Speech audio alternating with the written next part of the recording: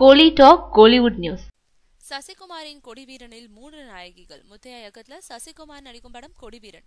இந்த படத்துல action king Arjun வில்லனா நடிக்கிறாரு. மேலும் இந்த படத்துல நாயகியா நடிக்க கீர்த்தி சுரேஷ் தான் கேட்டாங்க. ஆனா அவங்க 2 புதிய தெலுங்கு படங்கள்ல கமிட் ஆகி இருக்கிறதுனால கால் ஷீட் இல்லையா. அதனாலதான் ஹன்சிகாவை சசிகுமாருக்கு ஜோடியா ஒப்பந்தம் செஞ்சிருக்காங்க. விஜயோட வேலாயுதம் படத்துல அவங்க கிராமத்து பெண்ணா நடிச்சிருந்ததும் இந்த வாய்ப்பு அவங்களுக்கு கிடைக்க முக்கிய காரணமாக இருக்கு. மேலும் இதே படத்துல 2வது நாயகியா பூர்ணா நடிக்கிறாங்க.